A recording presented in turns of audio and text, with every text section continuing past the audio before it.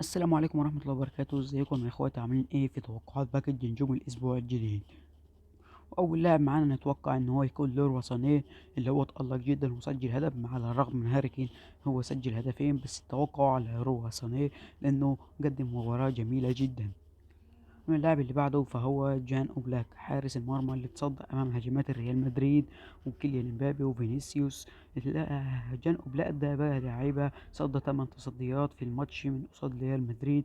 لو كانش موجود جان اوبلاك كان زمان الريال فاز بكل اريحيه، فتوقع كبير ان ينزل اللاعب جان اوبلاك. اما اللاعب اللي بعده فهو ماتيو روجيتي، لاعب اتلانتا، اللاعب اللي سجل سوبر هاتريك وكلهم مكان جميل جدا، ومن رأسيات وشوطات وكرات صاروخية وكل حاجة اللاعب ده عملها في الملعب.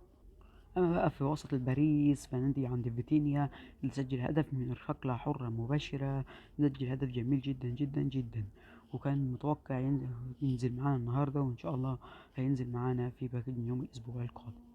أما اللي بعده بقى فهو رافائيل لياو، على الرغم من تألق بوليزيتش لكن رافائيل لياو نزل متأخرا وسجل هدف براسه عالمي جدا. أما اللي بعده فهو في خروست، المهاجم المميز جدا في الرأسيات، وده يكون توقعات باكج نجوم الأسبوع القادم يوم الخميس القادم إن شاء الله. أما بقى بالنسبة للاعيبة عقود الترشيح الجديد فتوقع إنه هيكون باكج الانتقالات، وهسيب لكم شوية صور للاعيبة دلوقتي اللي هي متوقع إنها تنزل. أول لاعب ممكن يكون كفاراتسخيليا، والتاني ممكن يكون ماتياس تيل اللي انتقل إلى توتنهام، وستيفانو خيمينيز اللي انتقل لإي سي ميلان، ومالاسيا اللي انتقل لبي اس في ايدوفن، وكولومان اللي انتقل رسمي ليوفي. وكلنا طبعا منتظرين اللاعب المصري عمر مرموش اللي انتقل لمانشستر سيتي، وكايو كير اللي انتقل رسميا ل اي سي ميلان. اي سي ميلان دعم خط دفاعه قوي جدا بكايو كير، هو لاعب قوي جدا دفاعيا وهجوميا، وانا بحب اللاعب ده وبحب العب بيه كتير قوي. اما اللي بعده برضك اي سي ميلان يدعم خط هجومه باللاعب جواو فيليكس، اللاعب ده جوكر وبيلعب معاك في كل اماكن الهجوم على الرغم من انه مهاري جدا وسريع.